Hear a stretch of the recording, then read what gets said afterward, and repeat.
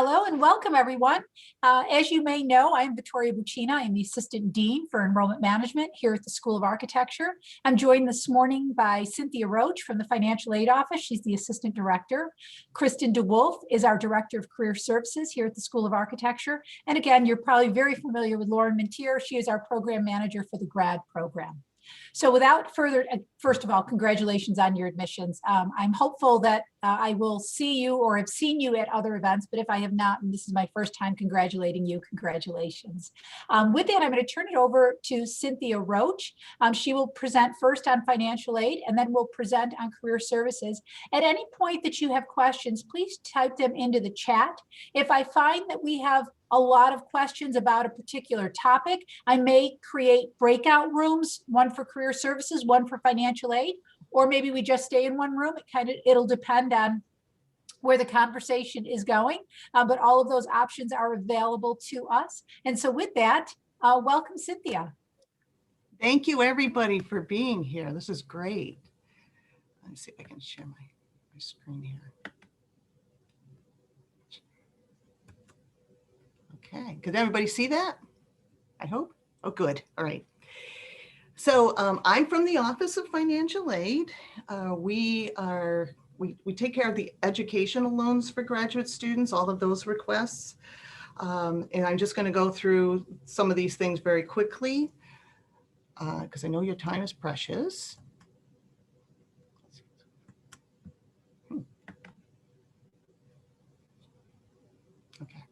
So these, as I said, are going to be the topics covered. First will be, I'll quickly go over some links and information about international students. And then the rest of information will be for our citizens and permanent residents of the US. But I put it in this format so that when you, again, review this information, you can just go to the page. All right, first, there are some loans for international students. The first site that we usually recommend you look at is called EduPass, and we found that that had a lot of information and sometimes links to places where you can obtain information about things that are not federal and not loans for students. The second one that we use is called Elm Select. This, if you have a creditworthy cosigner who is also either a permanent resident or a citizen of the US, you can actually go through and find some lenders who will give you loans to help you pay for your time at Syracuse University. Okay. Now, in the US, they refer to this kind of financial aid as Title IV.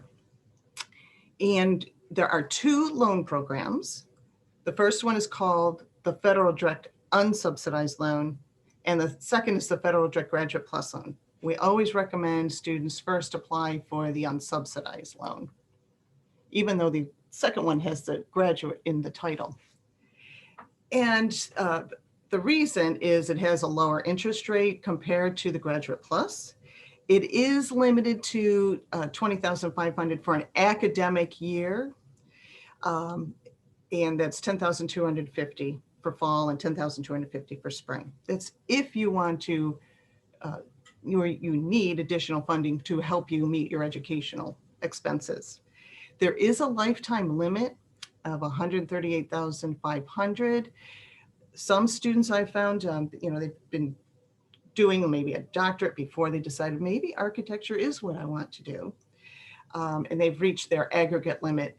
There is the Federal Direct Graduate Plus Loan, which I'll go over next. Currently, the interest rate is 4.3% fixed. That means that any loans taken out during that year is at that interest rate.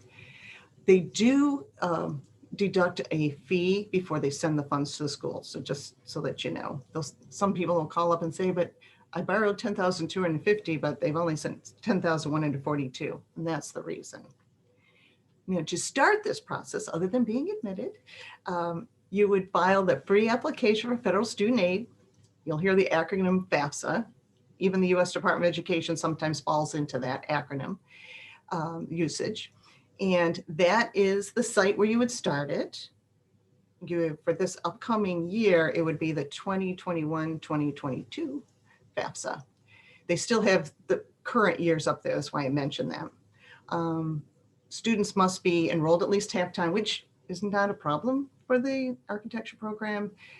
Syracuse University half-time is considered 6 credit hours and above. Now, I often get the question of, well, if I take out this loan, do I have to start repaying it immediately? The answer is the loan is deferred while you're enrolled at least half-time, the 6 credits. Even if you take a loan just for this upcoming academic year and don't ever take out a loan again, that loan would be deferred as long as you're at least enrolled in 6 credit hours in those subsequent later terms. Then, either from the last time you were enrolled half-time, or you graduate, or hopefully not suddenly leave the program, you have a 6-month grace period before you have to start repaying.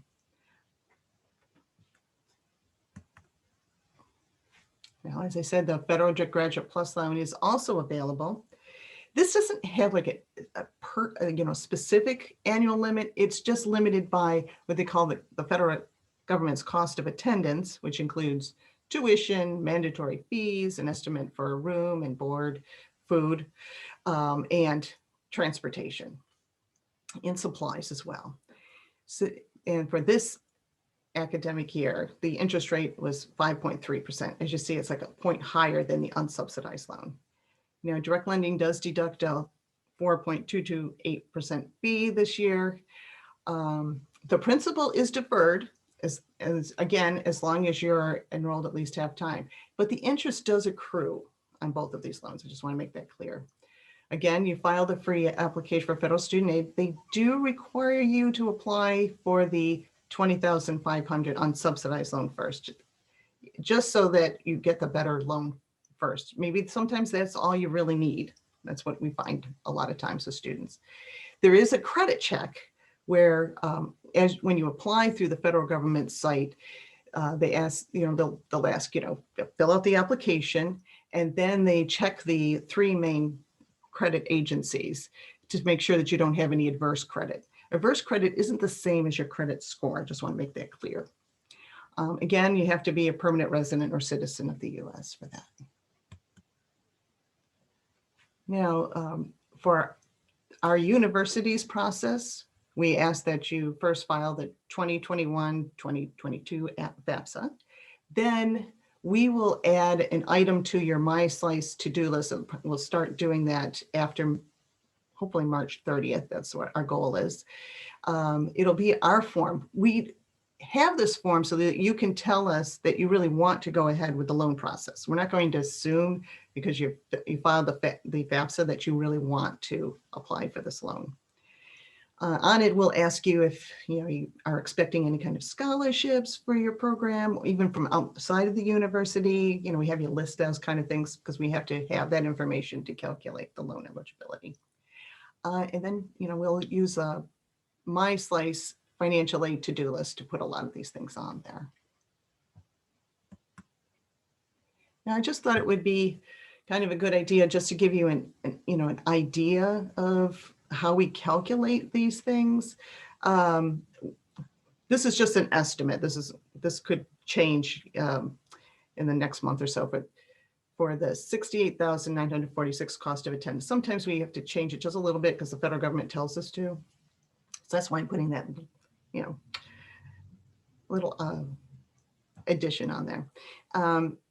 If you have a scholarship, then we would ask for that information on the graduate form, and then we subtract that amount from what they call the cost of attendance. That cost of attendance includes both fall and spring as well. And then we come up with what they call the remaining need. And from that, we determine your eligibility for first the federal direct unsubsidized loan. And then if you apply for the Graduate Plus, we would use the same calculation to determine that loan eligibility.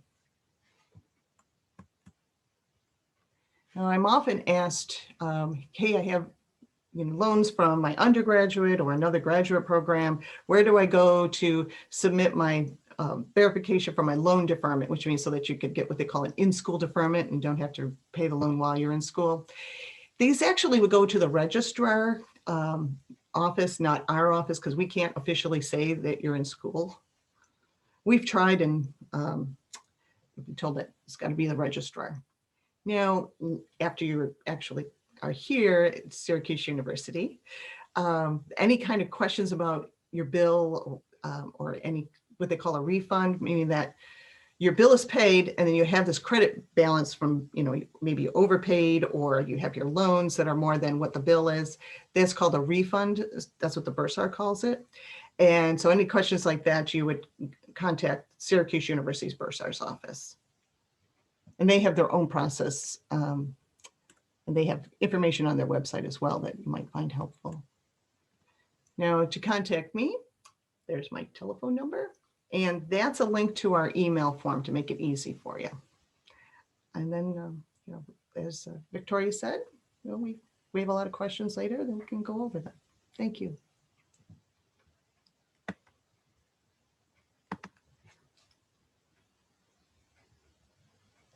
Very quiet. Oops, sorry, I Please didn't don't realize try. I was muted there. Yeah, definitely a very quiet group. Hopefully you're saving your questions for a little bit later here. Congratulations. Welcome to all of you. My name is Kristen DeWolf. I am the Director of Career Services for the School of Architecture. So working directly with all of you over the next few years. So great to meet you. Great to see the names and all of that fun stuff. I am just going to go over a few things about Career Services, who we are, what we do, and the services that we offer. And hopefully we will get to know each other over the next several months. So, whoops, that's not what I wanted. Okay. Are you guys able to see my screen at all? Okay, perfect. So let me get this going here. I don't know why it always shows up opposite of what I want. So great. So this is the Career Services team. So it's myself as the director, and then we also have Colleen Oliva, who is our career development specialist. So we are both here to work with you. The way I basically describe it is we are here to work with you soup to nuts through your entire career search process, whether it's internships or full-time positions. Kristen, if I could interrupt you for half a Yeah. second, you are a slide behind. There's a little icon up at the top where it allows you to switch screens. Yeah, you know why? It's because I think my secondary screen Is your is primary, right? And you're my seeing what the primary next screen. slide is, right? I've had that problem, but I figured I'd make you aware so we were all following your slides. No, thank you. So now do you see the one of Colleen and I? No. Hmm. Oh, I'm still stuck on your welcome slide. Okay, let me unshare and try to share again.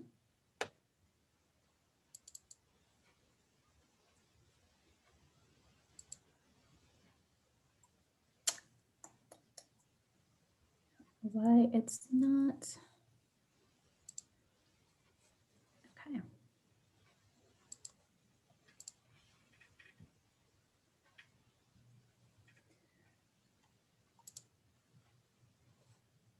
If you would like to email it to me, I could try to. Yeah, I emailed it. It's the one I emailed to you yesterday. Yeah, let me see if I can find it. This In the is not meantime, if anybody has any questions, maybe you could start asking us questions about financial aid in the meantime while I dig out my presentation from yesterday. I don't know if I understood correctly, but please correct me if I was wrong. So I understood that there's two federal grants, and then it seemed like one through Syracuse. There was the federal unsubsidized federal grad plus, and then it seemed like there was one more loan option. Is that correct? The other loan option I was talking about is for international students. Okay, I didn't catch that. Sorry. Yeah, if you came in late, you probably, you would have, yeah. And then we applied both of these just through FAFSA. We don't have to apply through them with any association of Syracuse. You will later on, yes. Okay. Yep. Especially when you fill out the master promissory notes, and I didn't want to go into too much detail in the weeds, but yeah, there'll be 2 separate promissory notes to complete. So that's where you would tell them that you're going to Syracuse University because they ask for it, they being direct lending. And for the Graduate Plus, doing the initial application through their website, they'll ask which school, and you would put Syracuse University. Okay. That way we get the information. They'll often say that we'll get it within 24 hours. Sometimes it takes a little bit longer than that, just because they have so many hundreds of schools that they're dealing with. So, Yeah. Okay. Thank you so much. thank you. Awesome, great. I have Kristen's slideshow ready. I have to mute myself before I. Great. So are we on the picture of myself and Colleen now? Okay. Yes. Okay, perfect. Great. Sorry about that, you guys. Love technology. So again, Colleen and I are both here. We can both help you through all aspects of your career search, internship search process. Now, this next slide just goes through the whole host of different things. There may be little nuances to your individual search throughout the course of your time with us and even beyond. So even as an alum of the school, we are here to assist you. But we start off with career search strategies. Everyone is a little bit different. Everyone's looking for something a little bit different. So we want to get to know you. We want to get to know your career goals and make sure that we're helping you get where you want to go. We will work with you on your resume, on cover letters, professional communication. You're reaching out to a firm. What do you want to say to them? How do you want to, direct that email, or is it a phone call or what have you? LinkedIn, social media. These are key areas of focus that a lot of people don't necessarily think about. Obviously, we use LinkedIn for networking opportunities and having you connect with other alumni, members of different organizations. And I say different organizations rather than firms, just because not everyone wants to go that traditional architecture firm route. You may decide you want to go into entertainment. You may decide you want to go into, the sports field or Broadway or wherever you might be interested in going, city planning, all of those different areas. So, but we can help you with LinkedIn, get you set up and meeting with folks that way, but also social media strategy. Take a look at your Instagram, at your Facebook, Snapchat, check out those privacy settings. Recruiters now, social media is one of the first places they are going, sometimes even before they decide whether or not they want to bring you in for an interview or conduct a virtual interview. They are checking you out on social media. So make sure your privacy settings are at the highest possible setting. Make sure what's being posted there, whether you're posting it or you're being tagged in it, are things that you would be fine with a future employer viewing. Okay. Like I mentioned, networking strategies, we will help connect you with our alumni, with other professionals in the industry. Developing your pitch, that's that dreaded first interview question, or if you're meeting someone through a career fair and they say, tell me about yourself. How do you introduce yourself? How do you make sure that what you are saying is reflective of who you are and is really putting you in a positive light and helping you stand out from other potential candidates that these folks are meeting with? We help with portfolio reviews. One disclaimer I will put out there is Colleen and I, neither one of us are architects. However, we've both been in the career services field for a long time. But we are able to help you out with your portfolio. So kind of that look, the feel of your portfolio. What's the story it's telling? What's the feedback we've received from recruiters, and making sure that your portfolio represents you in the best way possible. Interviewing skills. So as you've applied to jobs, you're now being selected for interviews. We can help you go through those interviews and make sure that you're ready and set for the typical interview questions and how you want to follow up and how you want to prepare and all of those sorts of things. And then negotiation skills. So we're working with quite a few students right now as we're kind of in the middle of our interview recruiting cycle. Spring tends to be the hot time for architecture recruiting. So we are in the middle of interviews, and we're also getting into offers. So we are working with students to help negotiate those offers, negotiate the timing of those offers, so you have as much information in front of you to make the best decision for you. Okay, so we help, like I said, soup to nuts with the whole process as we go along. We also have what we call alumni industry insight conversations, or alumni career conversations. So we invite alumni to participate. This program is moderated by Dean Speaks. And we'll talk to alumni about what's going on in the industry. What are they seeing as a result of, for example, the pandemic or the global unrest that we've been experiencing over the last couple of years? How is that affecting the industry? What changes are they seeing in the industry, in recruitment, and so forth? So those are held once a month. And so we will be inviting you, obviously, to attend all of those, and would certainly invite you to attend those now as they are being scheduled. And we put those out there on our website, the Syracuse Architecture website, in the events page, so you can find everything right there. And then we also help with preparation for licensure. So many of our students want to go on to become a licensed architect. Obviously, there are steps associated with that. There's a process associated with that. So we are here to help you through that process and making sure that you're following the steps that you need to, whether you're an international student, there's one path you would want to follow, or if you're a domestic student, there's a slightly different path you'd want to follow. So we are here to help you with that as well. And then we also have different events throughout the year. We typically hold a career fair in the fall. This past year, it was virtual. We're actually planning our fall 2021 career fair to be virtual as well. So you'll see information about that shortly after returning to campus. And the opportunities here are to network, to get in front of the recruiters or alumni, to just become known to them.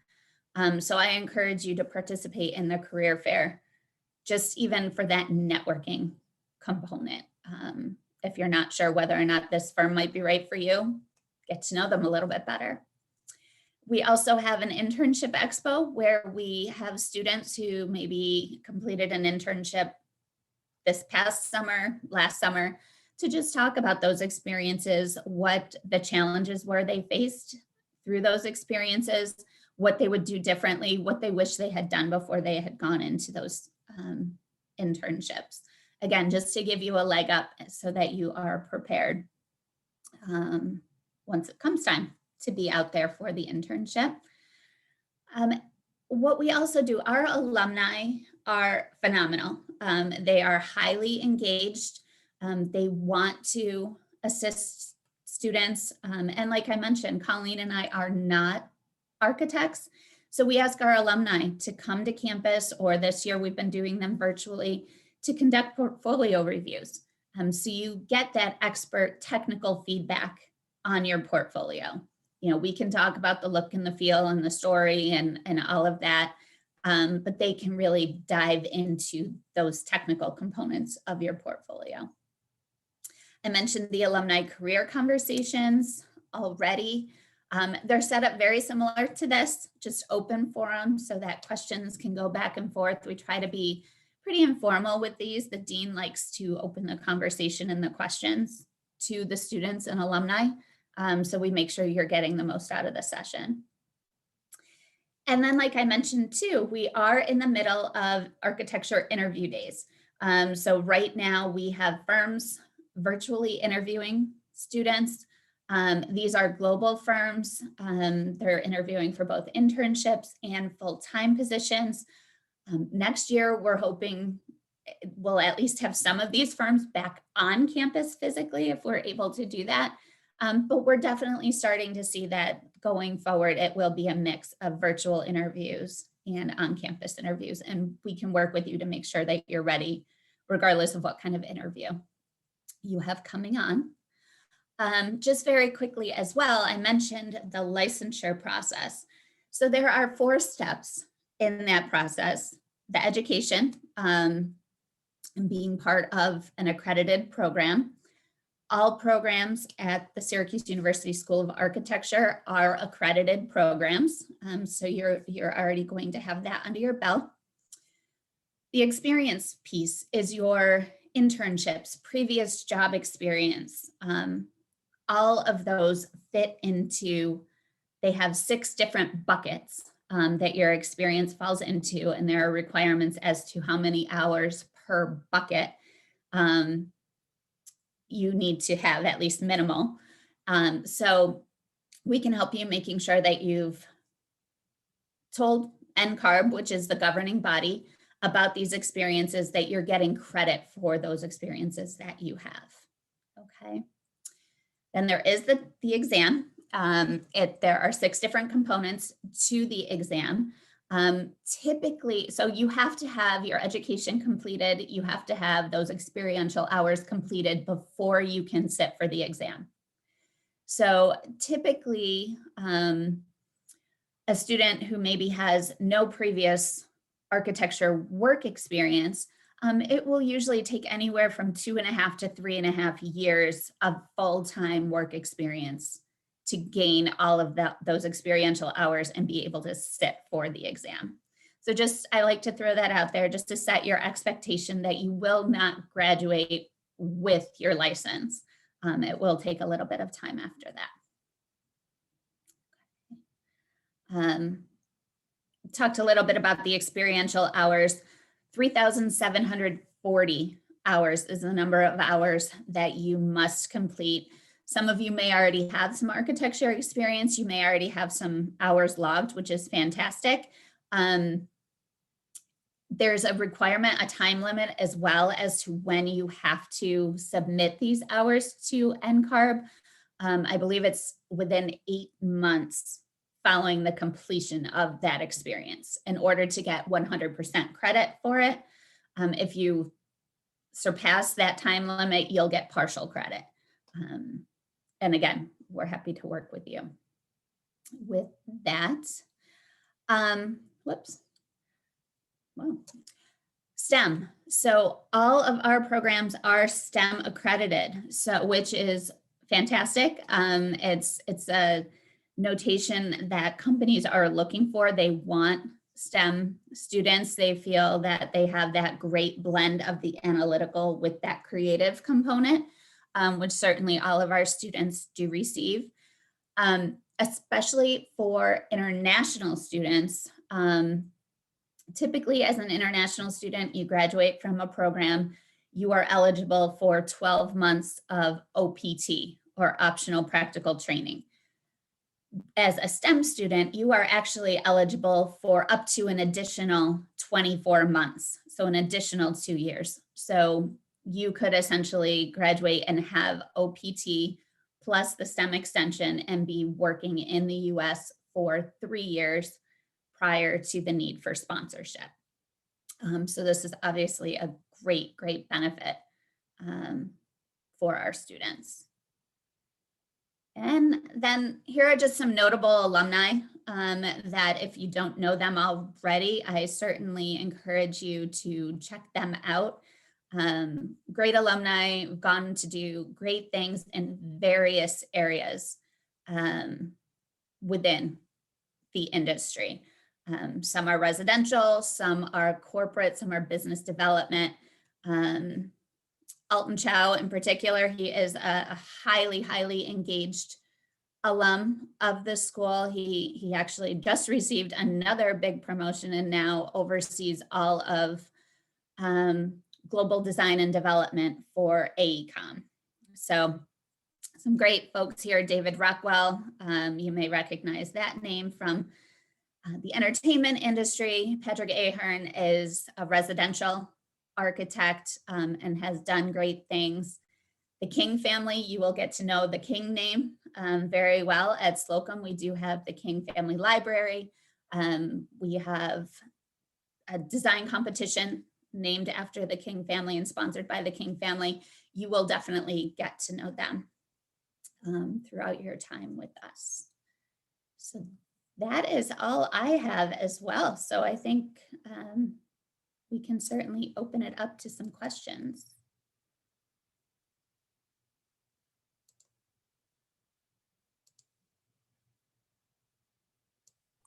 Thank you, Kristen. Thank you, Cynthia. I see that there are a number of questions here. Lauren, would you like to moderate? Would you like me to moderate? I'll take care of it. Great. So I think we've answered a lot of them over in the chat, but there definitely has been a couple that we have not been able to answer. Let me see here. One of them was,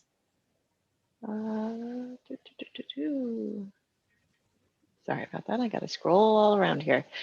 Are there any third-party scholarship recommendations for international MArch students with no architectural background yet? Cynthia, do you have any insight on that? No, I do not. Yeah. Yeah, we don't necessarily keep a database of that as things tend to change. So we do recommend that students reach out to any scholarship opportunities that they see. And if anything comes across our desk, of course, we forward them out to our students as they are, as we're able to. So as we see them, we do sometimes find some for incoming students. We'll forward that to all of the students who are still in the upcoming potential incoming class so that you guys can see them and apply for them. Mike Gallo has asked, will the slides be available to review after the session ends? Yeah, we'll make sure to make these available to you. We will have this recording put out for everybody. And I think we can get both Cynthia and Kristen's slides if that's okay. And we'll have them ready for anybody who does request them. Did I miss anybody else's questions? I'm sorry, there was quite a few kind of coming in at the same time. Trying to keep up with all of them. Feel free, there are a lot of people on here, but if you could raise your hand, we could facilitate some questions if you don't want to type them in the chat. Or if you would like to type them in the chat, you're welcome to do so as well. Prajwala. Yes, good evening, good morning over there. I just had a question that like the link you had sent for the international students, which shows that the annual one yearly cost of attendance is around $81,000. So once when I accept the admit letter, like accept the application, so should I be showing that I have 1 year of cost of attendance finances ready with me? Is there something I should be presenting it to you? Yes, so the estimated cost of attendance that I did send is for international students mostly. So that is actually an estimate provided by the International Services Office for which in order to get your I-20, which is the start of your visa process, you will need to show that you have the first year cost of attendance available to pay for the first year. So if you receive any merit scholarships, which should be released by the end of the week at the latest, that monies will be deducted from that total cost, but you will have to show the rest of it in a bank statement provided to the graduate office in order to receive your I-20. Thank you so much. What are the other agencies which provide student education loan for international students? like from your end, if you know organizations, could you just drop in the link? That would be more of Cynthia. If you have any other, I think I put in there Yes, you that did. one from your slide. Those are the I only didn't- ones we know. Yeah. Yeah, I didn't catch the second one. I only got the first one though. The elmselect.com is for students who have someone who lives or was a citizen or permanent resident of the United States is willing to co-sign a loan, meaning they're taking the loan out with you.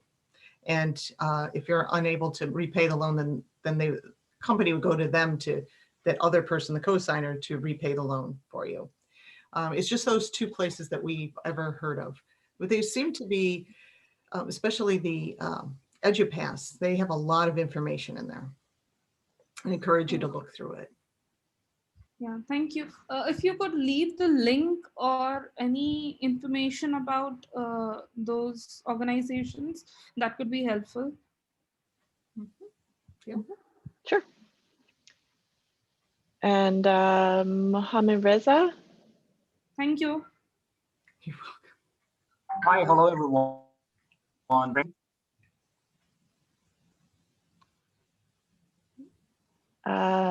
I think you're breaking up, Mohammed. Are you? We can't hear you. Would you mind typing something in the chat, or I'm not sure what's going on with your audio right now. Apologies. Lauren, I see a question about the differences in tuition if you could finish your MS between 1 and 1.5 years. So the program, the graduate studies, you pay per credit hour. So whether you're on a 30 track, 76 track, 110, 98, et cetera, you pay per credit hour. Reducing it to a 1 year of study just helps you eliminate the cost of living in Syracuse per se, or New York City. But the tuition itself is the same. When you have to provide justification for the year, that number includes both living and your credit hours. Please note that we don't necessarily agree with the cost of living that the university has you prove.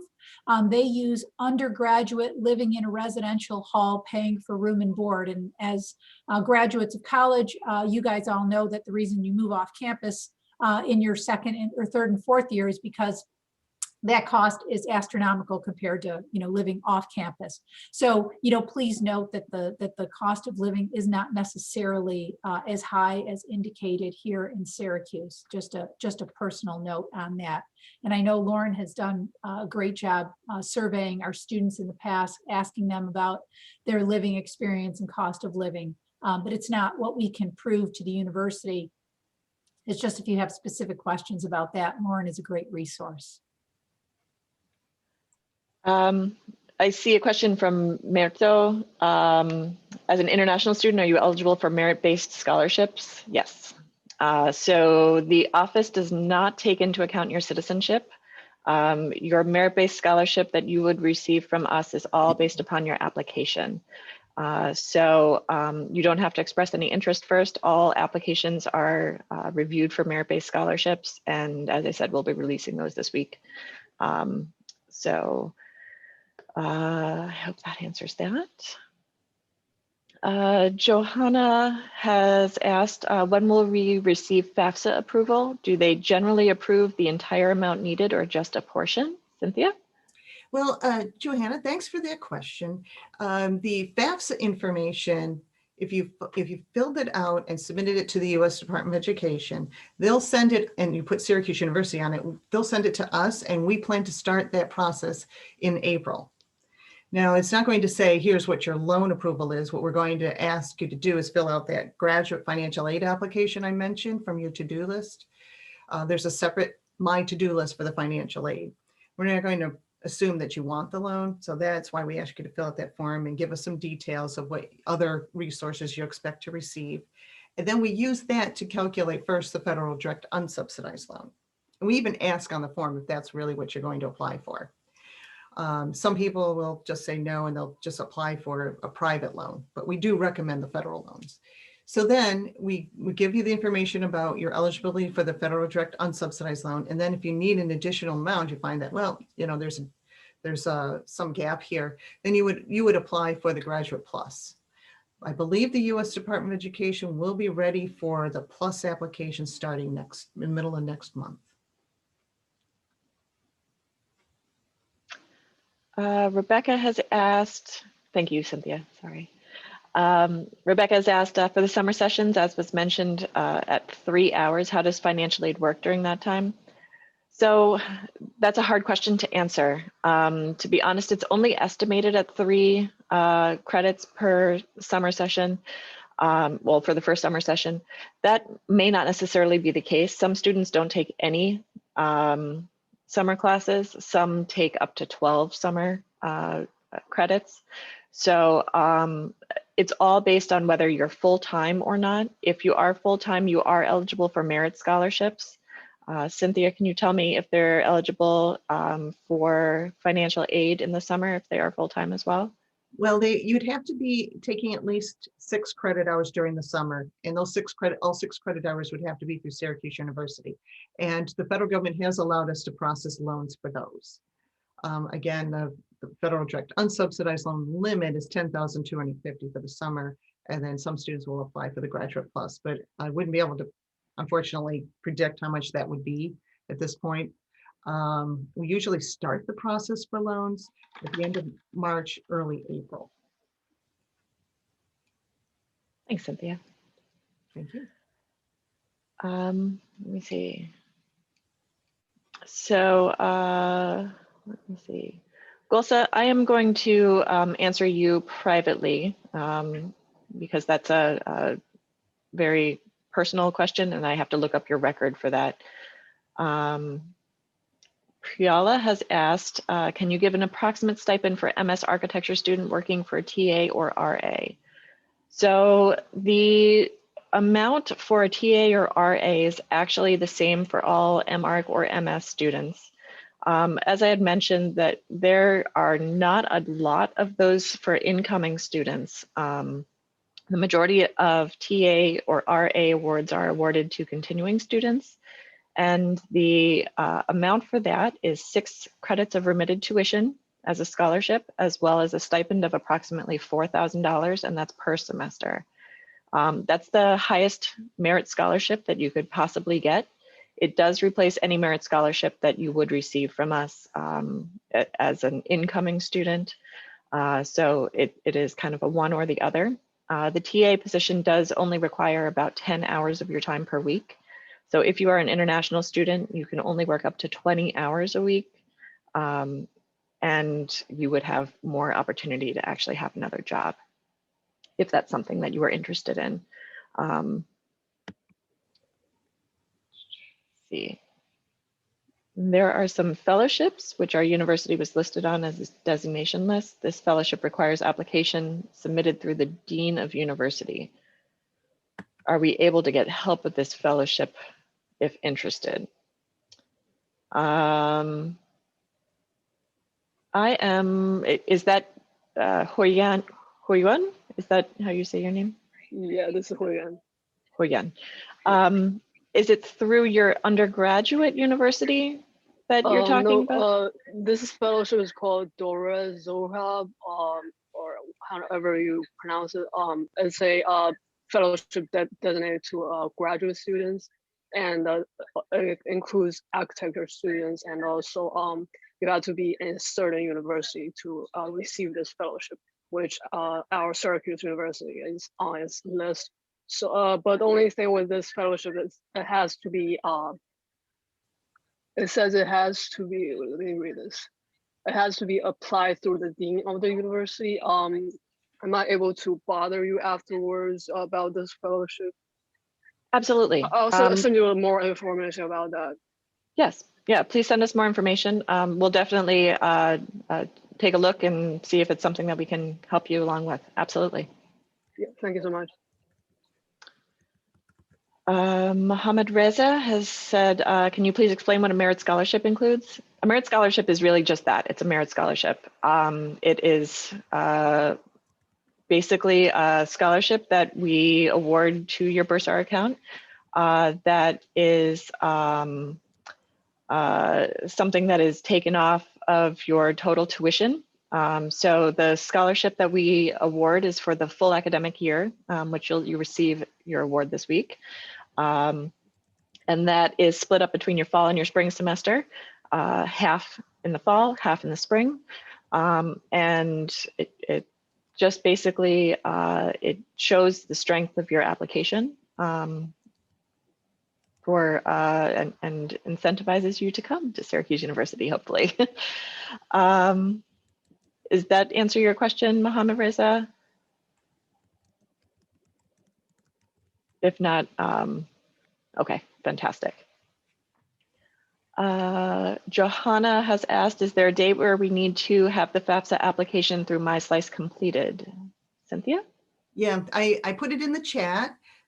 Students can submit the FAFSA even during the academic year. If you feel like, first I want to see if I have enough funding myself, I want to use the savings or something, you could still complete that form. For our returning students or continuing students, we recommend by July 1st. For entering students, we recommend by early April. We don't really have a deadline. It's just that so that we can get the information back to you about the loan amounts and things like that. Thank you, Cynthia. Thank you. Andrew has asked, are there federal work study positions in the department or other hourly positions? And what is the general hourly wage for positions in the university? That is a very good question. There are federal work study positions throughout the entire university. There are some, not necessarily within the department, but within the school as well. The library, the architectural library, does actually employ quite a few federal work study students, as well as the wood shop and the fabrication lab. There are other hourly positions in the department as well as across the university. The hourly rate is actually different based upon where you're working. It could be minimum wage all the way up to, $20, $30 an hour, depending on exactly what you're doing and what you apply for. All of those positions, however, are listed on Handshake. When you do become a student, you get access to that site. I think I did list at some point in the chat, and I'll list it again, the actual website for which you will have the opportunity to apply for jobs. Thank you, Kristen. Those jobs, unfortunately, you aren't able to actually log in until you are a student of Syracuse University, though. It's hit or miss type of thing, or not a hit or miss, chicken or egg type of thing. Let me see here. Prial has asked, hello, Kristen, you spoke about spring internships. Is it easy to get in? How much are we paid as an international student? Yeah, so spring interviews was what I was referring to for summer internships. So the majority of our internships do occur during the summer. We do occasionally have some local internships and even now remote internships that can happen during the academic year, but those are minimal.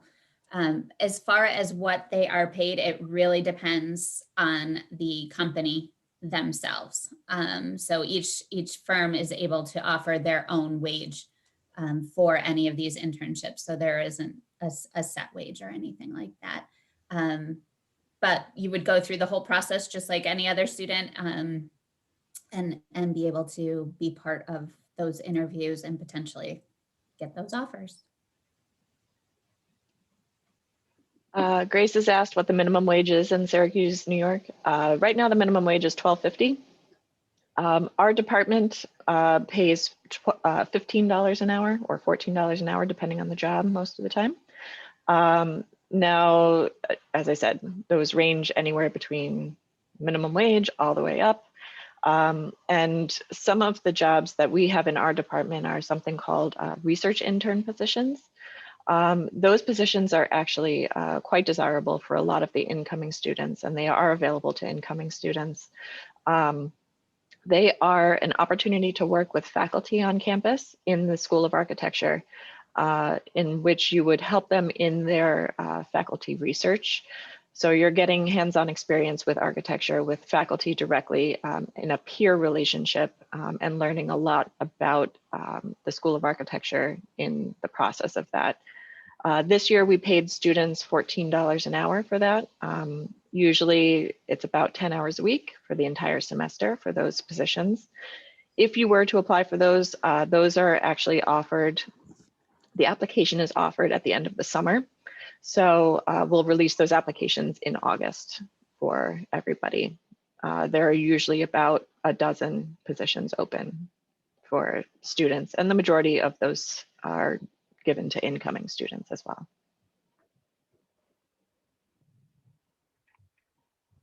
You guys have slowed down on the questions.